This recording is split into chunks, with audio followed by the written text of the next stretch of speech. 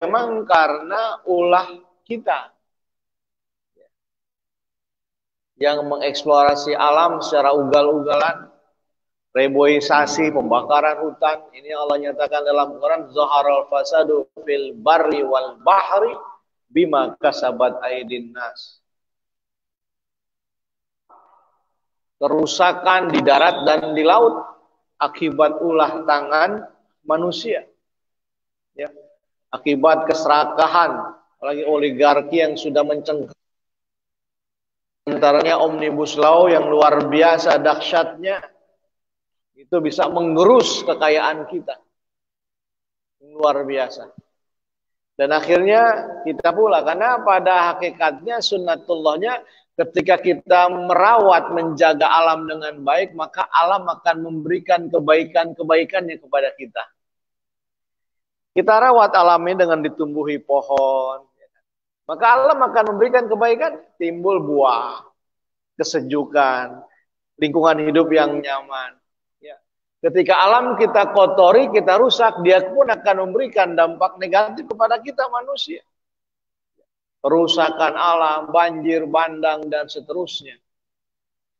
Maka ini luar biasa, menjadi bahan evaluasi. Makanya para ulama mensikapi musibah dan bala bencana ini menjadi 3 bentuk, jamaah sekalian. Yang pertama yang disebut dengan ya,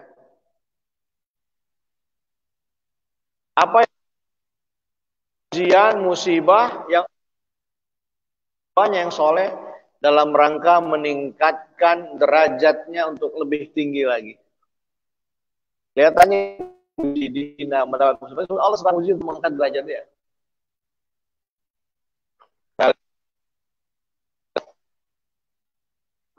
Itu luar biasa, bertubi-tubi musibah yang menimpanya. Mulai dari diusir oleh ayahnya sendiri, bahkan ekstrimnya dianggap radikal oleh Raja Namrud, dianggap anti kebinekaan, ya kan? Terlalu ekstrim, akhirnya dia dibakar kan, puncaknya. Karena ekstrimnya Ibrahim menghancurkan patung-patung Raja Namrud. Dibakar sampai berhari-hari, yang harusnya fitrahnya api panas. Dengan izin Allah terbalik. Bardan wa salaman ala Ibrahim. Bardan, jadilah engkau dingin. Jadi sifat api panas berbalik 180 derajat menjadi dingin terhadap Nabi Ibrahim. Ada yang mengamalkan ya. Itu panggus, karena itu buat Nabi Ibrahim, bukan buat kita. Salam. Jadi bukan sehingga dia pergi meninggalkan kampung halamannya.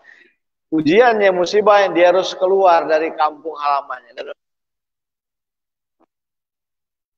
Halamannya termasuk Rasulullah kan, harus hijrah dari Mekah ke Madinah. Menikah lama, musibah berikutnya tidak punya anak. Ya, situasi itu kalau ada ya mohon maaf, bisa kita rasakan kalau orang berumah tangga tidak punya anak, rasanya sudah luar biasa. Bagaimana seorang Ibrahim diuji bertahun-tahun, angkat tangan dan berdoa kepada Allah, Rabbi habli minas salihin. Menyadari kekurangannya, Sarah akhirnya mencarikan istri kedua untuk suaminya. Yang cari istri kita, jangan cari sendiri. Didorong oleh istrinya, sudahlah kakak, engkau butuh keturunan, butuh penerus dari risalah ini. Ibrahim sangat menghargai istrinya, tidak kecuali engkau yang mencarikan. Maka dicarikanlah perempuan, walaupun golongan budak. Sebetulnya dalam sejarah Hajar itu nasabnya baik, cuma nasibnya buruk. Dari CV-nya ini Ya logika yang mudah saja, apakah mungkin seorang Sarah mencarikan perempuan yang asal-asalan buat suaminya yang mulia juga yang terbaik. Temulah Hajar yang sudah dipelajari latar belakang yang dulu dia ternyata adalah dari keluarga terhormat. Jadi nasabnya bagus, cuma nasab. Nah ini diambil, dibebaskan, dinikahkan pada Nabi Ibrahim. Ketika nikah disuruh pisah, yang itu menjadi ritual haji dan umroh. Inna safa wal marwata min syairillah.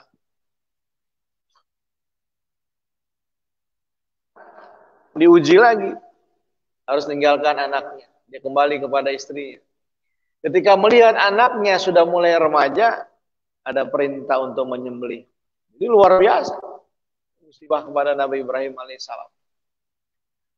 Sampai begitu dahsyatnya ini ada namanya ya melontar zumrah ula usno akobah. Itu kan simbol bagaimana godaan luar biasa supaya Ibrahim membatalkan perintah Allah. Akhirnya lulus dia. Wa tarakna fil akhirin, dan kami abadikan kisah Ibrahim untuk umat di akhir zaman.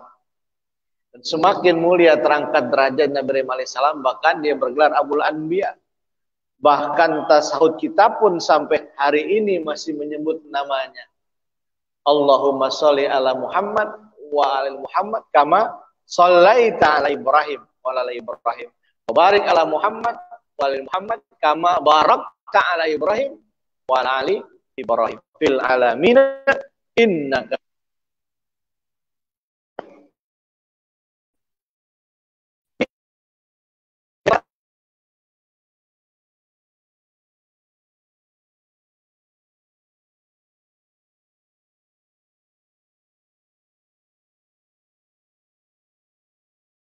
Saudaranya karena berbeda ibu. Nasib dia jadi ibu dari ibu yang muda. Dia dimusuhi dari anak yang 10 orang. Yusuf alaihissalam bersama adiknya Bunyamin. Musibah pertama, dia dibuang ke sumur.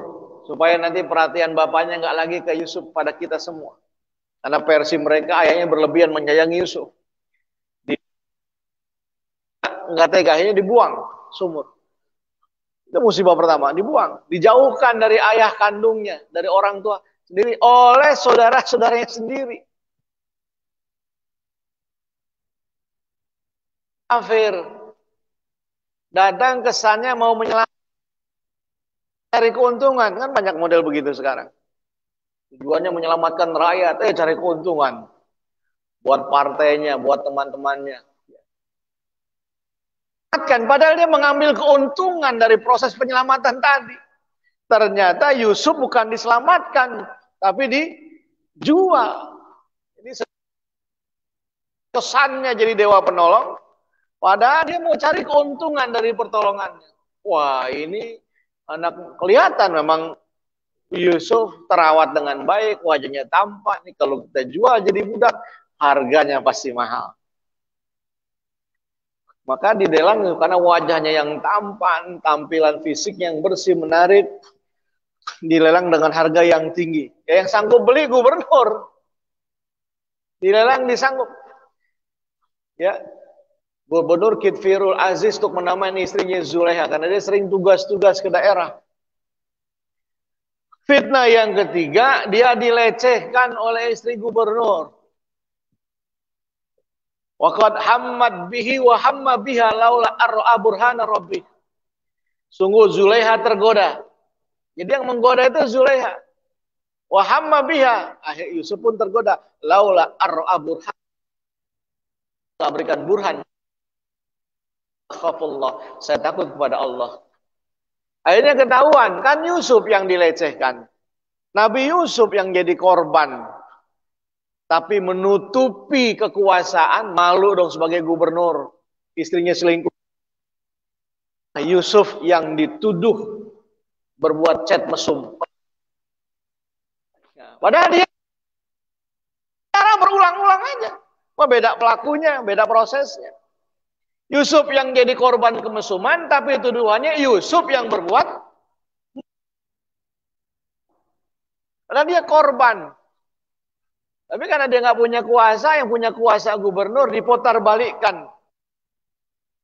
Tuduh ingin berbuat mesum kepada istri gubernur sehingga ditangkap dan dimasukkan penjara. Masuk dia ke Barreskrim tanpa pengadilan yang jelas. Nah, di penjara inilah Allah mengangkat derajatnya ketika dia bisa menakwilkan mimpi juru masak yang pada akhirnya singkatnya Yusuf menjadi perdana menteri daripada gubernur Kitfirul Aziz yang pernah memenjarakannya. Nah, ini ibtila. Jadi musibah-musibah itu bagian Allah ingin menguji kualitas kita. Makanya di surah Al-Ankabut ayat 2 dan 3 Allah menyatakan, ahasiban nasu ayutraku ayyakulu amanna wa hum la yuftanun. Apakah mereka orang-orang beriman berkata amanna, kami ini sudah beriman, kami ini orang mukmin, fahum la yuftanun, padahal mereka belum diuji. Walaqad fatannal ladzina min qablihim fala ya'lamannallahu alladzina shadaqu wa la ya'lamannal kadzibin. Maka sungguh kami tahu siapa yang benar dan kami telah uji orang-orang. Kami tahu siapa yang benar dan siapa yang dustakan keimanannya. Musibah, kesulitan, ujian syar, kita bisa eksis. Yang repot terkadang kalau musibahnya jabatan, harta, dunia. Makanya Khalifah Abu Bakar ketika di Sakifah Bani Saidah diangkat menjadi khalifah, pengganti Rasulullah sebagai kepala negara, dia istirja. Inna lillahi wa inna ilaihi rajiun. Ini musibah. Inna ma kalian mengangkat aku sebagai pemimpin kalian, baik di antara kalian. Makanya ada cerita tentang ibtila tadi. Dulu ada angin barat dan angin timur jalan-jalan. Ini cerita anekdot. Kita tahu kalau angin timur itu sepoi-sepoi, ya, semriwing. Kalau angin barat biasanya gemuruh, yang bisa melahirkan puting beliung barat. Tumben lagi akrab nih, angin barat, angin timur jalan-jalan. Sampai ke sebuah hutan. Di hutan ada pohon yang besar, itu bergelayutan para monyet. Kata angin barat dengan sombongnya, angin timur, kita lomba yuk. Lomba apa? Lomba jatuhin monyet. Itu banyak monyet tuh di pohon-pohon. Gimana caranya? Siapa di antara kita yang bisa menjatuhkan monyet dalam waktu 5 menit? Waktu kita ada yang lebih cepat, dia pemenangnya. Ini masing-masing durasi 5 menit untuk menggoncang sang monyet. Kalau 5 menit habis waktunya. Boleh, deal dia. Apa hadiahnya? Sepeda. Oke, sepeda hadiahnya. Wah. Udah, kata angin barat dengan sombong, saya duluan. Pasti sebelum 5 menit dia udah jatuh dengan kekuatan angin barat saya. Datanglah angin barat dengan gemuruh. Para kera yang melihat monyet mendengar gemuruh angin barat, mereka cari perlindungan, kuatan, pegang batang pohon dengan kuat. Didorong 1 menit, 2 menit, 3 menit, makin kuat dorongan angin barat, makin kuat pegangan monyet. Sampai 5 menit habis, nggak ada yang jatuh. Waduh, habis waktu saya. Nggak ada yang jatuh. Kata angin timur, sekarang giliran saya. Kamu lagi. Saya aja segitu kerasnya nggak ada yang jatuh. Kamu yang semriwing gimana mau jatuh? Tapi saya punya kesempatan yang sama, kata angin timur. Beri saya kesempatan. Boleh kalau bisa. Maka berjalanlah angin timur dengan sepoi-sepoinya. Ini monyet yang habis didera angin barat dengan dahsyatnya, kemudian tertimpa angin timur yang sepoi, semriwing. 1 menit pertama ada monyet yang mulai meremlek. Menit kedua ada yang jatuh. Karena asiknya hembusan lembutnya angin timur. Kata angin timur, saya menang, mana sepedanya? Menang angin timur. Artinya apa? Betapa kita ketika diuji dengan bertahan, ketika diuji dengan lembutnya angin timur, seringkali kita berjatuhkan di jalan amanah dan dakwah. Kayak yang pertama jamaah disebut dengan ibtila. Ya. Jadi ujian yang Allah berikan pada orang beriman, orang salat, angkat derajatnya. Yang kedua fitnah. Ya. Dan kepada hambanya yang lalai. Supaya Allah mengingatkan kita kembali kepadanya. Jadi kalau ada macam-macam ujian kita, fitnah, mari kita mengevaluasi diri barangkali. Ya, sakit kita, atau dicopot jabatan kita, berhenti dari pekerjaan kita. Ini bagi musibahnya corona, mari kita mengambil hikmah. Oh, selama ini kita nggak pernah dekat dengan anak. Inilah momentum bersama kita dengan anak. Selama ini kita pergi, anak masih tidur. Seperti kita habis udah macet jalanan keluar komplek kita. Pulang sudah malam, dia sudah tidur. 1 minggu, kadang-kadang acara di masyarakat, acara keluarga. Anak kita sering kita tinggalkan. Kadang-kadang anak kita dididik 24 jam oleh media. Kadang kita nggak tahu dari mana sumbernya. Maka ini momentum mereka. Ya. Nah, ini ujian mengingatkan orang beriman supaya semakin dekat kepada Allah. Seperti Nabiullah Yunus alaihissalam, jika dia dapat fitnah, meninggalkan dakwah, kemudian naik kapal laut, terjadi badai yang besar. Kata nakoda harus ada yang dibuang ini supaya ini,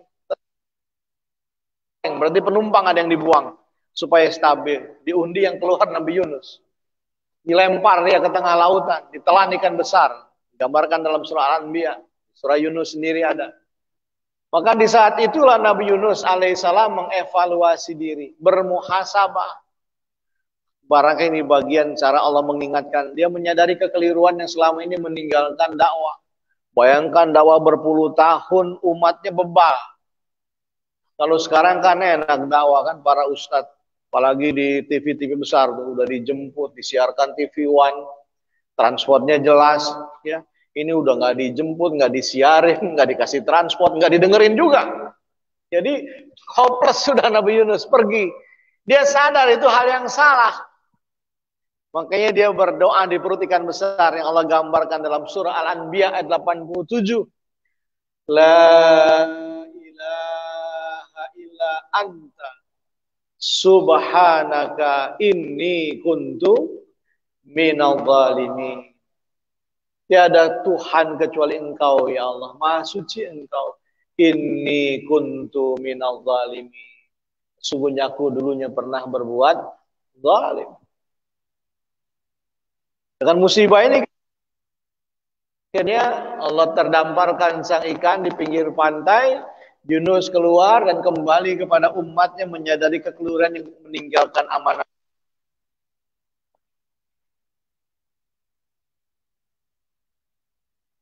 Yang ketiga,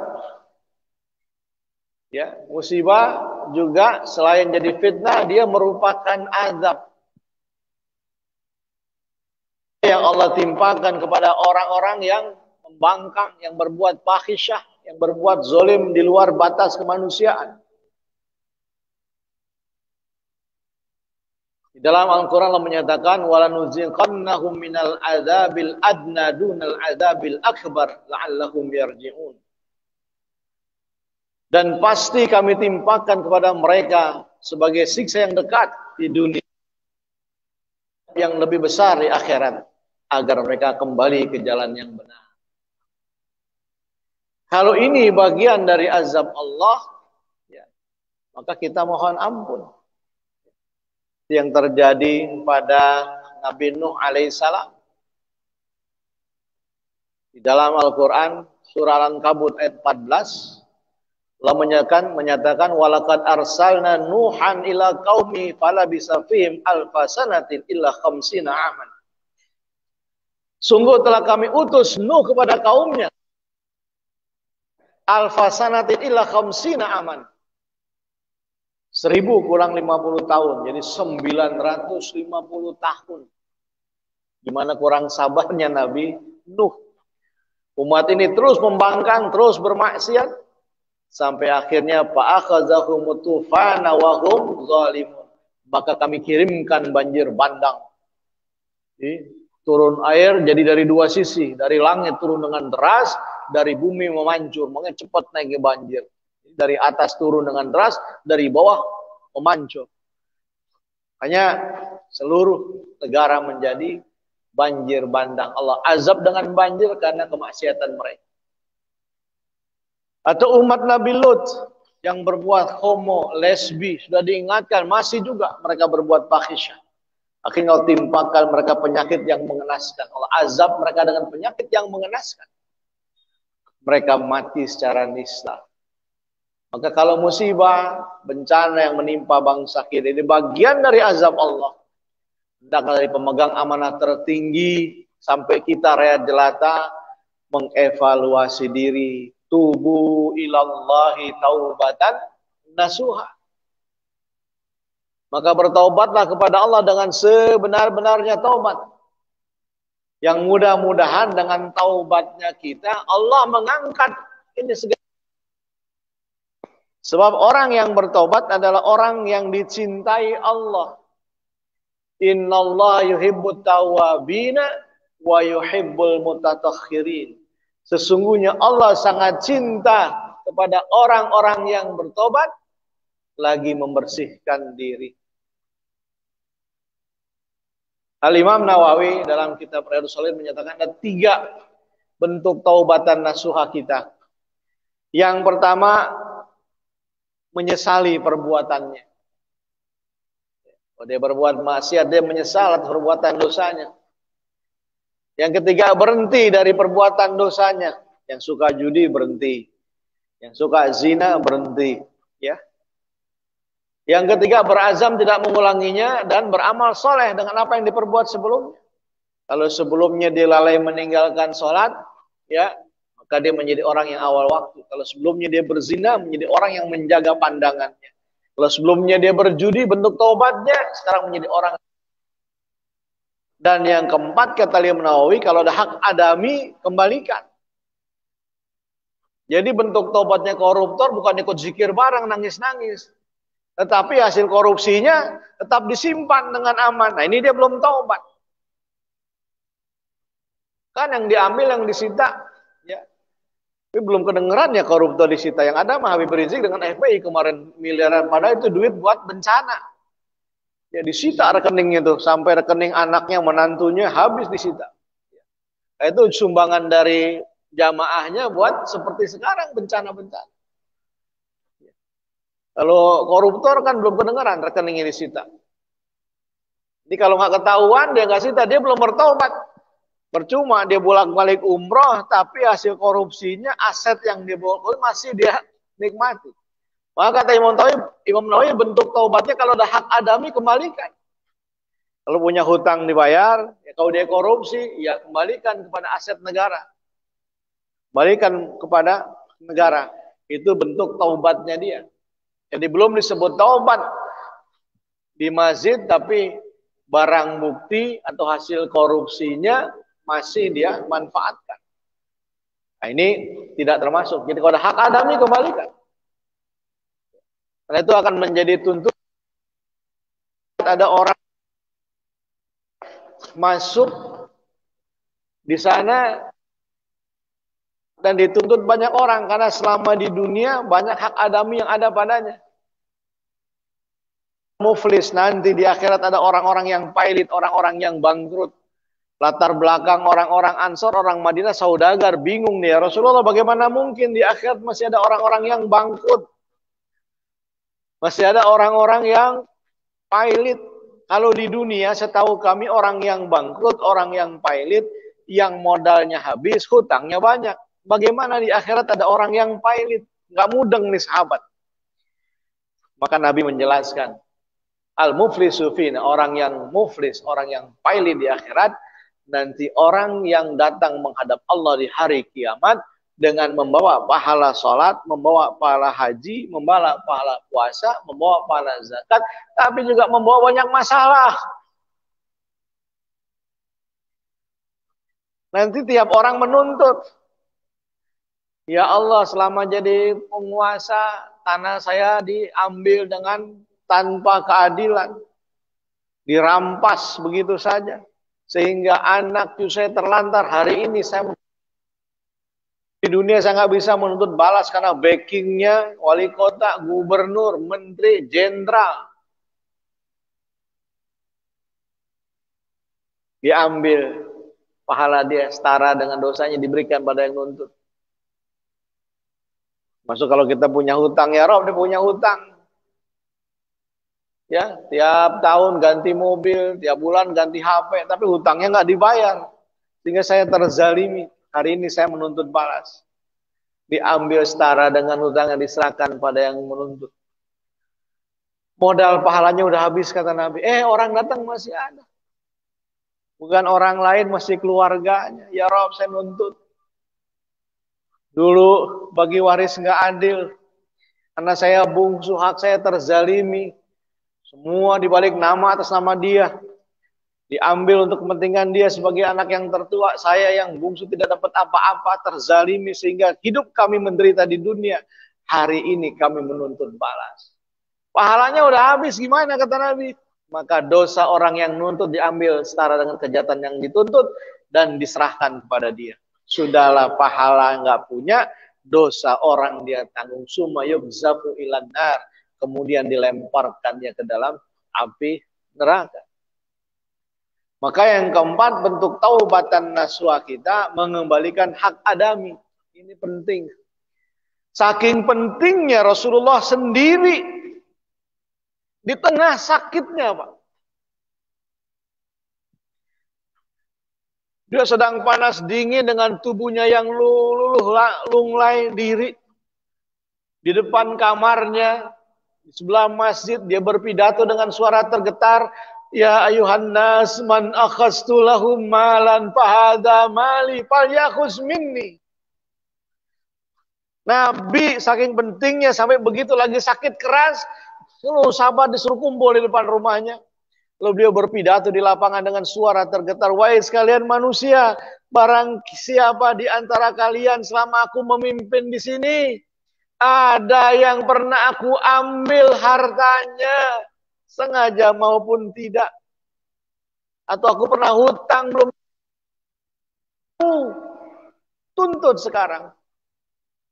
Aman darabtu lahu darban, barang siapa yang pernah aku pukul. Nabi saking ngerinya tuntutan akhirat. Rasulullah sampai begitu dia sakit. Yang pernah aku pukul satu pukulan, mungkin punggungnya, nggak sengaja. Kalau hari ini mau menuntut balas kisah, silakan pukul bahuku. Barang siapa yang pernah kehormatannya aku celak, tersinggung karena kata-kataku membuat dia malu, maka hari ini silakan balas. Jangan khawatir terjadi perpecahan karena ini bukan bawaanmu. Rasulullah sampai begitunya karena pentingnya urusan hak adami ini, jamaah sekalian. Karena sampai nggak ada yang jawab, diam semua. Siapa yang nggak haru tengah Nabi lagi sakit ngomongnya kayak begitu, Pak. Ini kan sholat ya, udah deket ini. Karena nggak ada yang mau jawab, Nabi ulangi lagi 2 kali, masih diam juga. Karena bahasa orang Arab kalau belum 3 kali itu belum banyak, belum puas. Diulangi sekali lagi. Barulah di kali yang ketiga. Namanya ya Muhsin, Ukasha ibnu Muhsin. Mengangkat anak. Ini termasuk enggak? Katanya pernah ada kejadian dulu waktu perang Badar, engkau hendak mencambuk kudamu yang kena bahuku, karena aku di belakangmu. Oh iya, silakan. Ali ambil cambuk yang suka aku pakai buat perang. Istrimu Fatimah tahu di mana tempatnya. Diambil, diserahkan. Ya Rasulullah, apalagi? Sekarang tinggal cambuk saja. Dulu ketika engkau cambuk aku dalam keadaan telanjang dada. Nggak pakai baju. Apakah adil kalau engkau sekarang berpakaian? Coba bayangin, sampai kayak gitunya. Oh ya, tidak adil kata Nabi. Nabi buka gamisnya. Walaupun semua sahabat udah geram sama Ukasha. Biarkan ditunaikan kisosnya. Begitu gamisnya dibuka, Ukasha berlari. Bukan memukul. Dan dia memeluk, mencium bahu Rasulullah. Ya Rasulullah. Siapa yang berani dan tega mencambuk bahu manusia mulia ini? Ya Rasulullah, sebagai gantinya, biarkanlah tanganku yang hina bersentuhan dengan kulitmu yang mulia. Jadi dia kisosnya diganti ingin membelai bahunya Rasulullah. Nah, aku khawatir nanti di sorga tidak lagi bersama-sama dengan engkau. Artinya betapa Rasulullah berhati-hati urusan hak adami. Beliau yang bergelar Al-Maksum saja mengikrarkan diri.